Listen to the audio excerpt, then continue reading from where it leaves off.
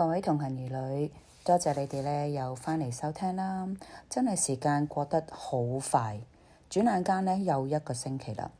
咁咧唔知你哋記唔記得咧？2個星期前咧，我係同你哋講咗2個 homeless 嘅例子，我就希望大家即係藉住佢哋呢2位 homeless 朋友嘅經歷啦，讓大家就抹開即係對無家者嘅一種可能有一種嘅偏見啦，可能會即係怪責佢哋或者誤會佢哋即係都係你哋嘅錯啦，你哋唔努力啊，唔讀書啊，係啦，或者嫖賭飲吹啊，導致成呢一個情況咧，咁係啦。咁上次都已經幫佢哋講，用佢哋嘅故事，透過佢哋故事，希望大家會多一點嘅憐憫，同埋睇到原來 homeless 啦，精神病患咧，唔係全部嘅精神病患者，唔係全部人咧，都係唔努力嘅，或者係壞人嚟嘅嚇。好似呢2個例子，佢哋都係一個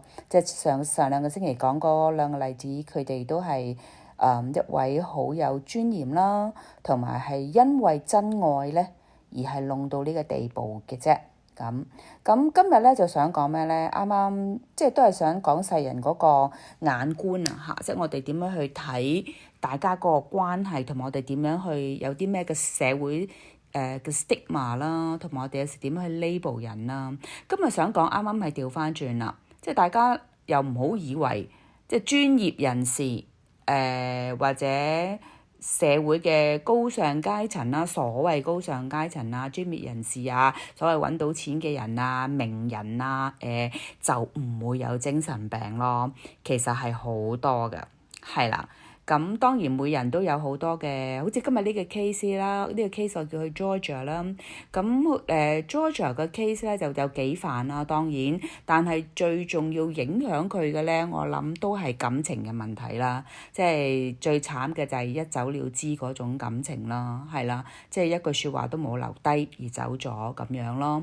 好啦，咁就希望呢個故事可以幫到大家去了解下咧。精神病咧同病毒一樣嘅，係唔揀人嘅，係啊，無論你係乜嘢嘅身份、咩嘅境況，都會感染到噶嘛。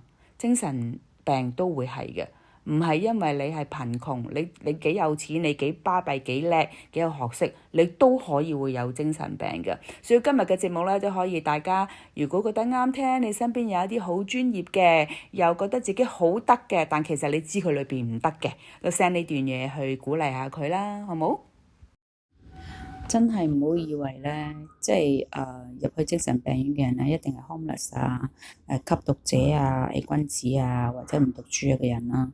咁其實好多咧都係專業人士嚟㗎。我哋有護士長啦，有精神科醫生就入咗嚟精神病院啦，有 professor 啦，有 lawyer 啦，有好多醫生。咁今日咧係一位professor，咁咧係教藝術嘅，自己一位 artist 啦，女士嚟嘅，白人。大約60歲，咁吞咗90粒藥丸，但係都死唔去。喺對話裏邊咧，我都 challenge 佢啦。有冇諗過？即係佢都係基督徒，天主教徒咁樣啦，即係自細天主教咁樣。咁亦都對 Buddhism 有興趣啦。咁好多時我2樣嘅wisdom 咧，我哋都會傾嘅咁樣。跟住佢。個問題係乜嘢咧？即係睇唔到人生嘅意義啦，因為做咗2個手術之後咧，佢依然好多個痛啦，即係做咗2次個頸嘅 spinal 啦，同埋個 lower back 啦，咁嗰個痛症亦都係好難頂，可能真係藥物都控制唔到。呢個第一。第二咧就係失去咗係個 loss 啊，loss 係乜嘢咧？就係自己嘅 ability 咯，即係自己嘅 future，自己曾經係一位即係高高在上嘅 professor 啦，咁但係今日咧係自己畫唔到畫，即係畫家隻手指不能再去靈活咁運用咧，其實係好痛心，好似即係斬咗你隻手，即係廚師斬咗隻手咁樣。咁另外一樣嘢咧，後來一路傾先至慢慢探索到，佢俾咗佢個 website 我想，因為我自己讀藝術分析啦，我好相信睇畫係睇到，即係都係可以好多 diagnosis 可以睇到好多心理嘅反應喺裏邊啊，或者想認識佢更多。我上去個 website 嘅時候咧，我覺得好奇怪，即係佢聽佢講嘢咧，全部佢都係白人嘅圈子嚟嘅。咁以前有個男朋友啦，咁但係十幾20年啦，就突然間個男朋友係離開佢咯。咁亦都係喺佢最困難嘅時候離開佢。咁當我睇佢個畫嘅時候咧，我知道個男朋友即係前男友啦，係一個白人嚟嘅。咁但係喺個畫裏邊咧，我有個感覺佢個男朋友係黑頭髮嘅。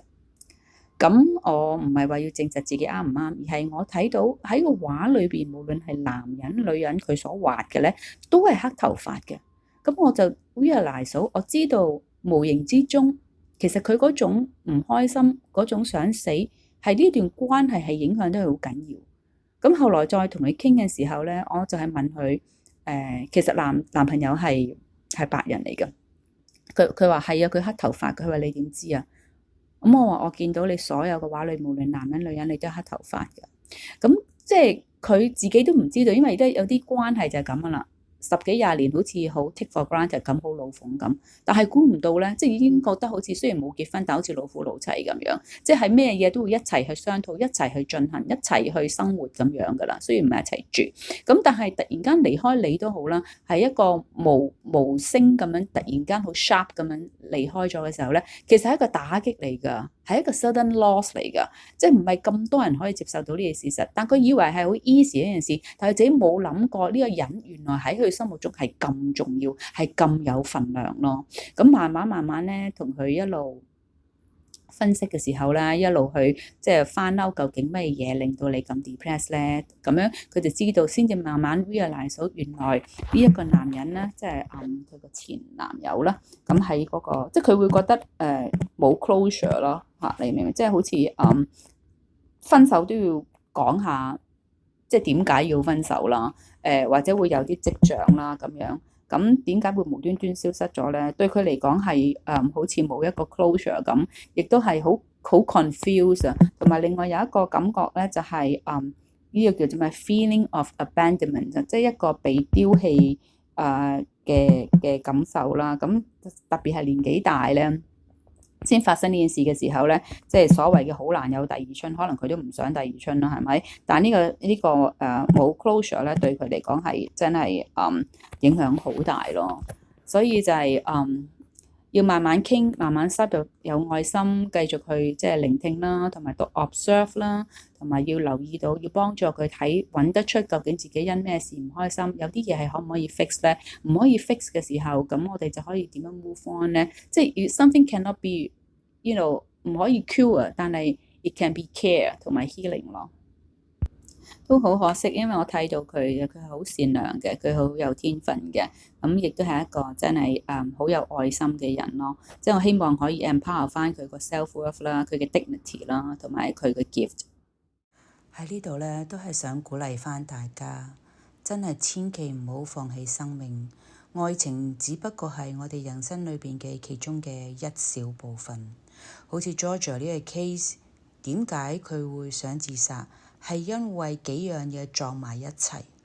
當然啦，佢幾個手術之後，身體嘅轉變啦，頭先講咗，真係嗰個康復係好難，身上嘅痛楚真係好大，有時有藥物都未必真係可以幫到佢，所以咧佢自己真係要去身體嘅痛想要去承擔去承受啦。咁但我諗佢嘅 case 咧就最難過嘅咧就係，當佢最需要佢嘅男朋友嘅時候咧，佢一句説話冇講就走咗，真係好難接受，真係令我諗起咩咧？就係以下呢一首歌，在我最需要你的時候，沒有說一句話就走。